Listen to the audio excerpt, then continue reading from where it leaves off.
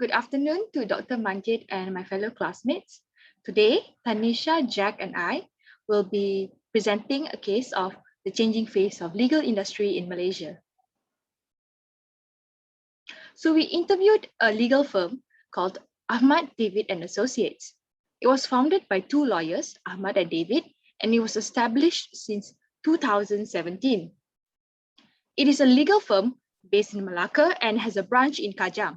It mainly deals with property, conveyancing, and litigation. The Malacca branch has a total of 3 lawyers and 3 support staff, and the Kajang branch has 5 employees, with 2 of them being lawyers and 3 of them being support staff. Under the Malaysian government's definition of a small and medium enterprise, Ahmad, David and Associates is considered to be an SME. So this is a brief timeline of what the company has gone through since it's first established. So on the 1st of January 2017, it was first established in Malacca.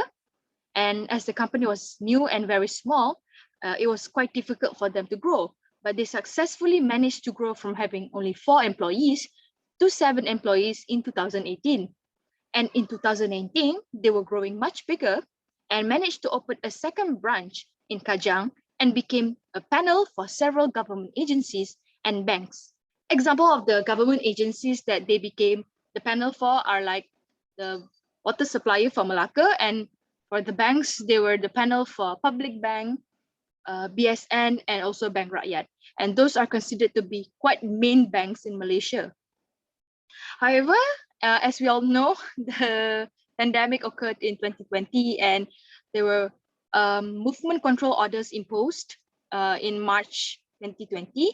So due to that, there were multiple shutdowns from March 2020 to May 2021.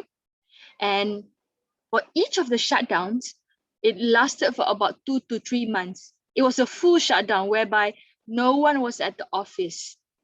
And thankfully, in 2021, whereby the government imposed mass vaccine rollouts, and they believed that the legal industry would be ready to be reopened, Ahmad, David and Associate decided to also join and reopen in July. So here is an organizational chart of the Malacca branch, which is considered to be the headquarters for the company. It consists of the owners, Ahmad and David, which are now considered to be the managing partners. And there is also Lim, which is the legal advisor. For all 3, Ahmad, David, and Lim, they are lawyers which conduct, one would say, normal lawyer stuff such as conveyancing, litigation, and meeting with clients. However, the difference between just a legal advisor and a managing partner is that the managing partner has the responsibility to ensure that the company, the firm, survives, and that they are in charge of promoting the firm to other people, to the Malaccan, to the Malacca consumer client market. And after that, they have 3 support staff that helps them to run the business. The first staff is in charge of human resource and accounting. The human resource in this sense is recruiting full-time employees and also training students. In the legal industry, they are required to be training students who are soon to be graduating under the term called chambering. So this staff is in charge to recruit competent workers. And she is also in charge of accounting, such as auditing the yearly accounts. The second staff is in charge of administrative, such as documentation, filing, and also receiving calls. And the third staff is called the support staff. In legal work, there are a lot of signage, a lot of documents required, a lot of meeting with government agencies or large firms, and thus the support staff is in charge of that particular area. Moving on, I will be passing on to Jack. Thank you, Sofea. So I'll be presenting on some of the changes the company underwent due to COVID-19 and implemented throughout the phase of the pandemic. So, as Sophia mentioned, the pandemic slash COVID-19 started from the March of 2020 and prolonged the duration of it until 2021. Due to this, there were a lot of SOP and remote control order has been imposed by the government to control the movement order of the whole nation in order for them to control the widespread of the COVID-19 disease. This was mainly imposed in order for them to control the disease from widespreading. However, it has a big impact on many businesses as the government announced that most of the business around the Malaysian nation has to shut down or have to shift into a remote work whereby they can't place themselves in the office or can't meet with their clients and engage in a business services. So this allowed the firm itself or the industry itself being affected, and there was a new normal of how the businesses operated, their business model changed, and their business strategy changed. So, what is the new normal? What are the strategies that the businesses changed? So, the new normal for the legal side firms or legal industry was transitioning from the classical method to a more of a digitalized method. So, what does that mean? Classical method in a legal firm refers to clients and lawyers meeting each other in person, having interactions and having conversation about the issues and whatever problems that they are going to face or bring it to court. However, modernization of these from classical method is more of a having lesser meetings and meeting each other through through online softwares or through video calls in order for them to reduce the risk of COVID-19 as well as the follow the order of movement remote control order.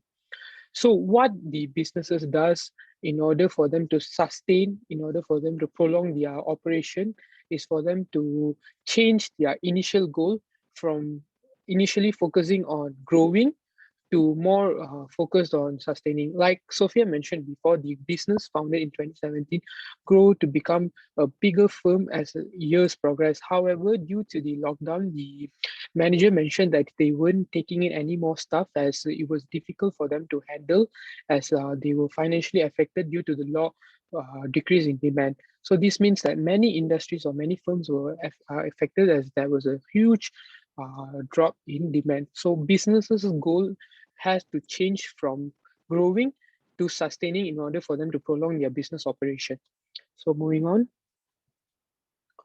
So some of the changes that the business managers suggested for them to implement are the adaptation to technology. So what does adaptation technology mean in this sense is for them to remotely work from home. So as Sophia mentioned, the SOP has been implemented from the March of 2020 to 2021. Many government employees had to announce that there were no more offices for them to people to interact, and there was a huge reduction in face-to-face interaction. This was, as I mentioned, to reduce the widespread of the COVID-19 disease.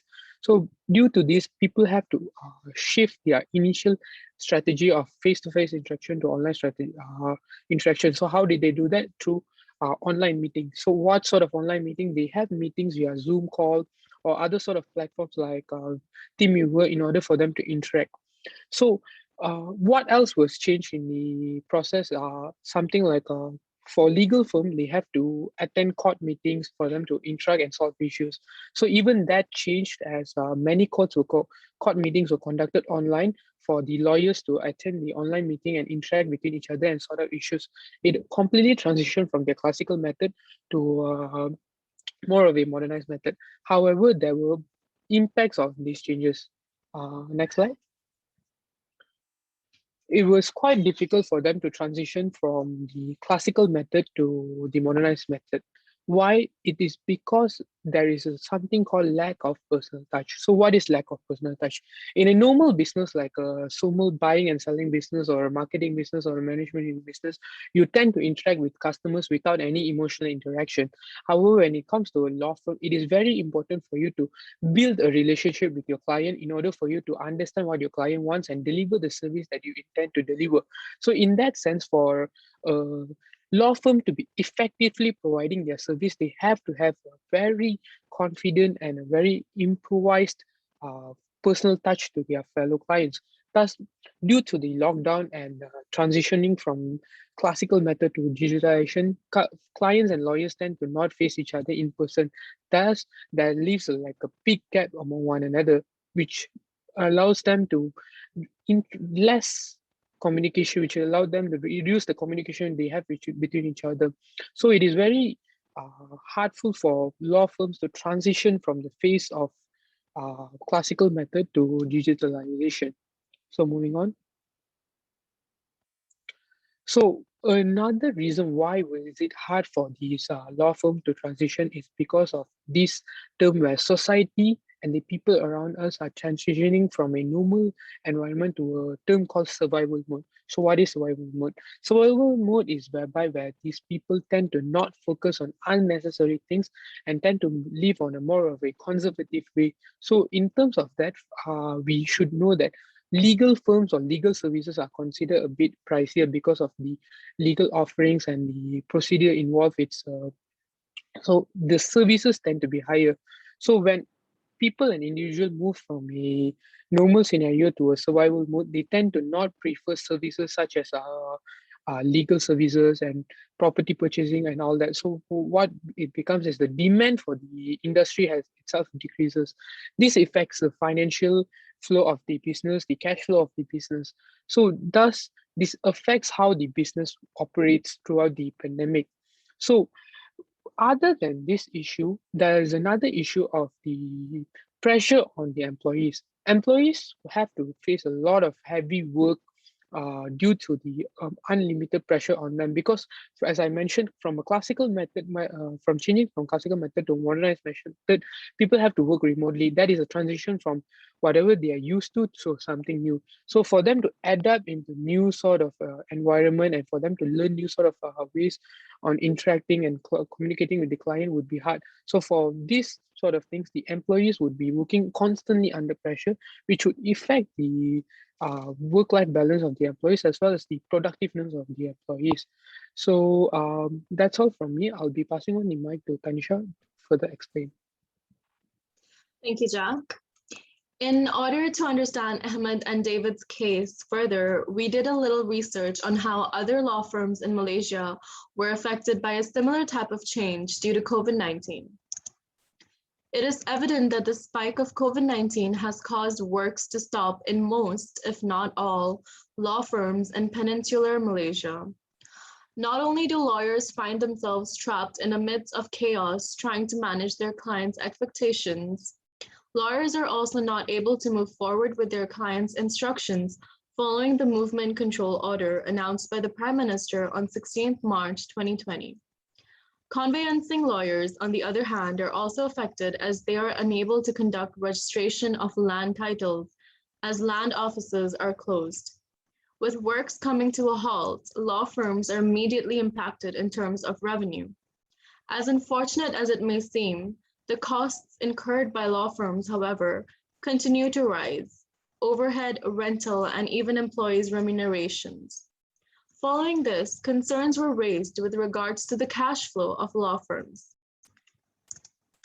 Despite actions taken by the Ministry of International Trade and Industry, the MITI, in expanding the list of essential services via a media statement dated 10th April 2020, the Bar Council of Malaysia was of the view that law firms are not to be construed as essential services, and therefore lawyers are still advised to work from home. It would certainly be challenging for the Bar Council to apply to MITI for a blanket approval for all law firms to continue to operate during the MCO, taking into account that there is no standard consideration for all law firms. With ample conditions being imposed by MITI for companies with approval to operate during the MCO, it would seem that the better option would be for lawyers to continue working from home, as concerns were raised with regards to the risks being undertaken by law firms.